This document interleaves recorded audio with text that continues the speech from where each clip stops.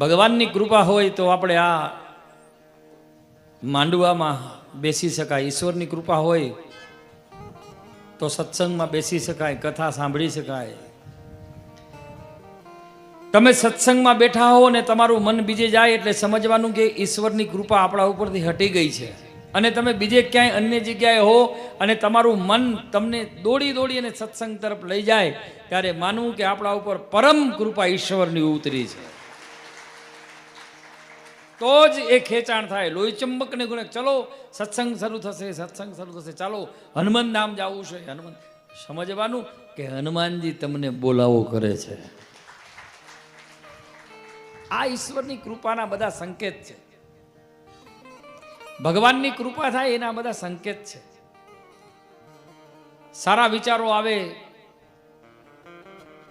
તમારું મન ઉદાર થઈ જાય, સમજવાનું કે ભગવાનની કંઈક કૃપા તમારા ઉપર ઉતરી રહી છે. તમને દાન્ય કરવાની ઈચ્છા થાય, પુણ્ય કરવાની ઈચ્છા થાય, કોક દુઃખી હોય અને તમારું દ્રવ્ય હૃદય અંદરથી દ્રવી ઉઠે, કરુણા વ્યાપે, સમજવાનું કે તમારા ઉપર ઈશ્વરની કૃપા છે. આ સંકેત છે બધા. અમારા ગુરુજી એક બહુ સારી વાત કરતા, બહુ સારી વાત. એ કે જેમ પ્લાસ્ટિકના ફૂલમાંથી સુગંધ નથી આવતી, પ્લાસ્ટિકના ફૂલમાંથી સુગંધ નથી આવતી અને પ્લાસ્ટિકનું મોટું ઝાડ હોય એમાંથી ફળ કોઈ રસ નથી આપતા, એમ લોભિયા માણસ ક્યારેય ક્યાંય વાપરી શકતો નથી. લોભી હોય ને, પ્લાસ્ટિકના ફૂલમાં કોઈ દી સુગંધ ના આવે, એમ લોભિયાનું નાણું કોઈ દી ક્યાંય દાન દક્ષિણામાં કે સારી જગ્યાએ ક્યારેય વપરાય નહીં. એ લોભિયાનું ધન પોતે ભેગું કરે, પછી ન પોતે ખાઈ શકે ન બીજા ખાઈ શકે, અને પછી એમને ભેગું કરી કરીને ઓલી માખી જેવું થાય કે ભભૂત માયા ભખીલકી ન ખર્ચે ન ખાય, માખી મધ ભેગું કરે અને હાથ ઘસંતી જાય. માખીને એમ થાય કે હું કાલ પીશ, એમ હંગરો કરી કરી અને એમાં વળી કોકોલો મધ ઉતારવા વાળો આવે, એ બધી મધ ઉતારી જાય, માખી એમને એમ રહે. એમ લોભિયાનું ક્યારેક કોક લૂંટી જાય એટલે લોભિયો એમને એમ રહે. અને લોભિયા માણસ ઉપર ક્યારેય, અમારા ગુરુજીના શબ્દો છે, લોભિયા માણસ ઉપર ક્યારેય ઈશ્વર રીઝતો નથી, ઈશ્વર કૃપા કરતો નથી. એને એનામાં ને એનામાં કીડી સંચેર તેતર ખાય એવું થાય, અને પાપીનો માલ પરલે જાય એવું થાય. આ લોભિયાનું ધન છે. લોભીનું ધન એના પરિવારને કામ ના આવે, એના કુટુંબને કામ ના આવે, એની સમાજને કામ ના આવે, એને કામ ના આવે. ખાટી થઈ દાટી માટી, ખાટી થઈ ખાધી નહીં, દાટી માટી માય, પછી ફરવું ફર્યા માય, ભોરિંગ થઈને ભૂંજરા. આવું છે બધું. આ લોભિયાને કોઈ દી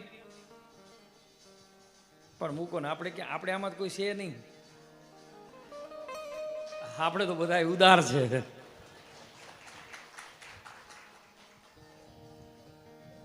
અને એમાં જો લોભિયાને દાન કરવાની ઈચ્છા થઈ જાય, ઘણા એવા કે આ માણસ ક્યાંય નથી વાપરતો અને આને આવડો મોટો બોલ્યો, આટલા રૂપિયા અહીંયા વાપરી નાખ્યા, સમજવાનું કે લોભિયા ઉપર ઈશ્વરની કૃપા થઈ ગઈ. ઈશ્વર એના ઉપર પૂરા રાજી થઈ ગયા. આ ઈશ્વરની કૃપા વગર કોઈ વસ્તુ નથી. ભગવાનની કૃપા વગર, તેરી કૃપા બિના હલે ન એક ભી અણુ, લેતે હે શ્વાસ તેરી દયા સે તનુ તનુ.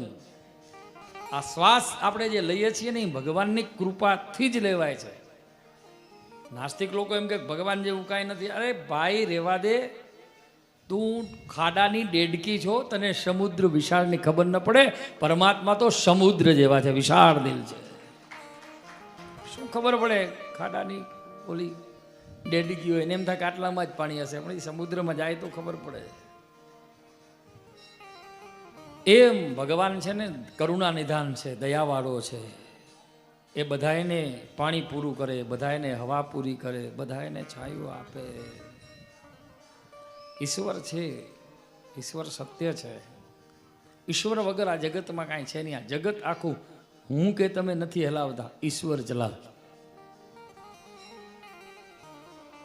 હું કરીને હાલી નીકળમાં તારું નથી તલભાર હે અને હું કરું એ અજ્ઞાનતા શકટનો ભાર જેમ શ્વાન તાણે એ અજ્ઞાનતા છે. ઘણા માને કે હું આમ અરે તું કઈ નથી. ભગવાનની ઈશ્વરની કૃપા છે કે તને કંઈક આપ્યું છે અને તું દેવા જે એવા જે ભગવાનનો ભક્ત છે ને ગમે એટલું દાન કરશે, ગમે એટલું પુણ્ય કરશે, ગમે એટલું મોટું કાર્ય કરશે ને તો ક્યારેય એમ નહીં કે આ મેં કર્યું. એ તો એમ કે આ ઈશ્વર કરાવે છે અને એ ઈશ્વરની કૃપા હોય તો જ થાય, બાકી ન થાય.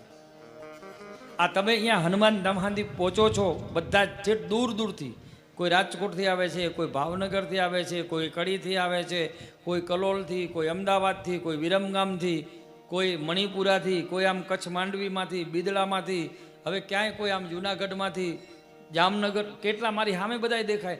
આ જ્યાં જ્યાંથી તમે આવો છો ને અને તમને સેજ માત્ર કે તમારી ગાડીમાં પંચર નથી પડતું ને આવવામાં કે જવામાં, આ તમે હનુમાનજીની ઈચ્છાથી જ આવી શકો છો. એની ઈચ્છા વગર કોઈ વસ્તુ ક્યારેય થતી નથી. ઘણા ઘરેથી પરિયાણ કરે ને પછી હવે તો નથી આવું, સમજવાનું હજી આના ઉપર બરોબર કૃપા નથી. ઈશ્વરની કૃપા હોય તો જ તમે અહીં કને આવી શકો છો, નકા નથી આવી શકતા. અને ભગવાન ક્યારે કૃપા કરે તો તમે જ્યારે થોડાક ભગવાનની નજીક જવાની તૈયારી કરો એટલે ભગવાન હાથ પકડવા માટે તૈયાર છે. તૈયારી કરો બસ થોડી, ભગવાન સુધી જવાની તૈયારી કરો, ઈશ્વરના શરણે જવું છે.